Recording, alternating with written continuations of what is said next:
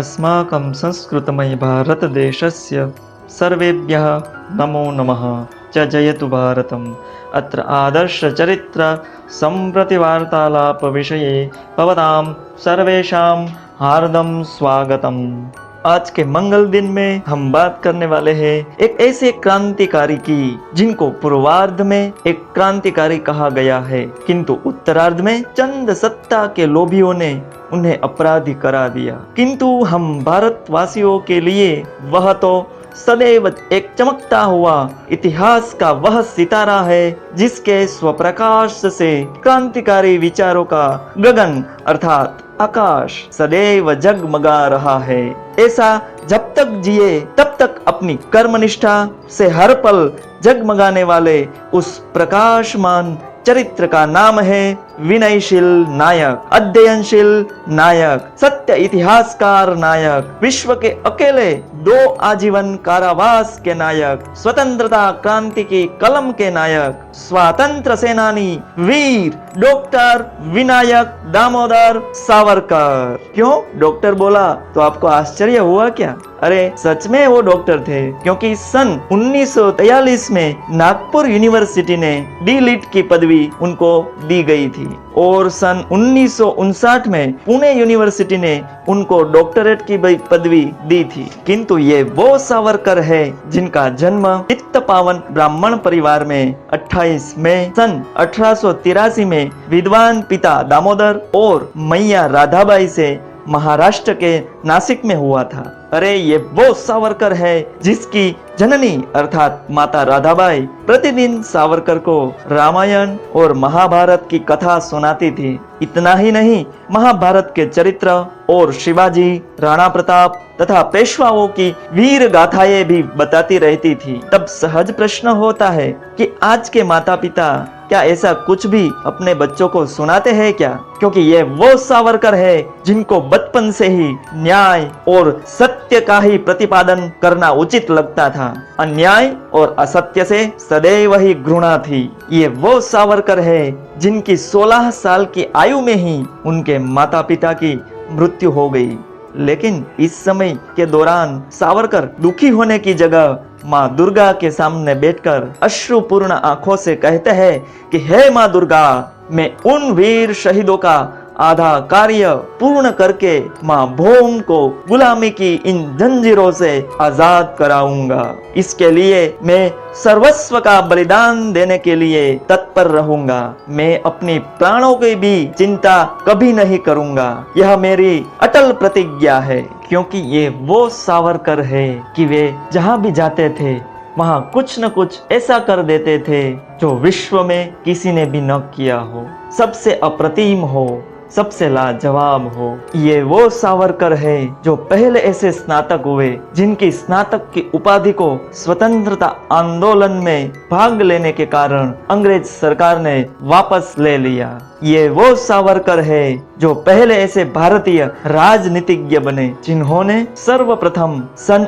1905 में विदेशी वस्त्रों की होली जलाई। ये वो सावरकर है जिन्होंने खुद के भ्राताओं सहित संपूर्ण परिवार को ही स्वाधीनता के यह महायज्ञ में या होम करके स्वाहा कर दिया। क्योंकि बहुत ऐसे क्रांतिकारी होंगे जिनका जीवन, जिनका पूरा परिवार ही क्रांतिकारी रहा हो, लेकिन सावरकर की बात ही कुछ विशेष है, भिन्न है। क्योंकि ये वो सावरकर है जिनके द्वारा लिखित पुस्तक the Indian war of independence 1857 यह एक सनसनीखेज पुस्तक रही जिसने ब्रिटिश शासन को हिला के रख दिया। इसका परिणाम यह हुआ कि वे विश्व के पहले ऐसे लेखक बने कि जिनके यह पुस्तक को प्रकाशन से पहले ही 2 देशों ने प्रतिबंधित कर दिया। ये वो सावरकर है जो दुनिया के प्रथम ऐसे राजनीतिक बंदी थे जिनको विदेश की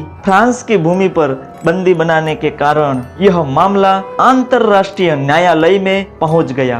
क्योंकि ये वो सावरकर है जो विश्व के पहले ऐसे अनोखे कवि थे जिन्होंने अंडमान के एकांत कारावास में जेल की दीवारों पर कील और कोयले से कविताएं लिखी और फिर उन्हें याद भी किया।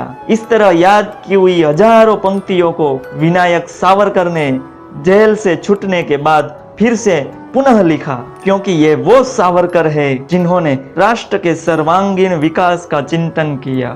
इतना ही नहीं, बंदी जीवन समाप्त होते ही उन्होंने अस्पृश्यता आदि कुरीतियों के विरुद्ध आंदोलन भी किया। ये वो सावरकर है जो अंडमान की सजा के लिए कैदी के कपड़े पहने हुए जेल जा रहे थे। तब उनकी धर्मपत्नी यमुनाबाई उनको मिलने आई। उस वक्त वीर सावरकर ने अपनी ही पत्नी से कहा, सिर्फ कपड़े ही बदले हैं, मैं तो वही हूँ। जीवन का अर्थ सिर्फ और सिर्फ बच्चे पैदा करना, उसको बड़ा करना यही होगा तो वह तो चिड़िया भी करती है, लेकिन हम तो मनुष्य की तरह जी रहे हैं। भविष्य में हजारों घर के चूल्हे प्रज्वलित हो सके, इसीलिए हमने हमारा चूल्हा बुझने दिया है।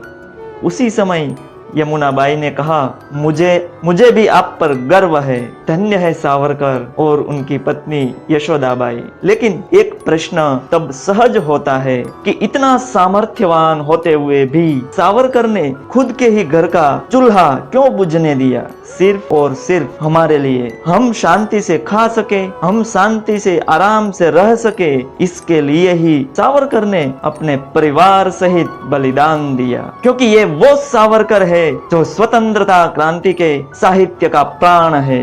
इसीलिए अगर हम भारतीय हैं और सावरकर को जानते भी नहीं, उनके विषय में कुछ शब्द बोल भी नहीं सकते, तो वह बात हमारे लिए लज्जास्पद अवश्य बन जाती है। क्योंकि ये वो सावरकर है जिसके बारे में बोलते हुए कितना भी समय चला जाए, लेकिन उनके अद्भुत और वीर कारनामे के किस्से खत्म ही नहीं होते। वीर सावरकर की यह अनस्टॉपेबल गाथा को यहाँ स्टॉप करने का सामर्थ्य व साहस किसमें होगा? इसीलिए अपनी वाणी को यहाँ पूर्ण विराम देते हैं। आज के इस नूतन चरित्र में बस इतना ही। फिर मिलेंगे एक नए चरित्र कथन के माध्यम से। लेकिन आज का यह चरित्र आपको कैसा लगा, कमेंट बॉक्स में अवश्य बताइएगा। इस चरित्र के बारे में कोई प्रश्न भी हो अथवा तो कोई नए चरित्र के बारे में जानना हो तो भी कमेंट बॉक्स में अवश्य बताइएगा, जिसके तहत हमें भी प्रेरणा मिले। तो अद्य नूतन चरित्र संप्रतिवार्तालाप विषयं समाप्तम।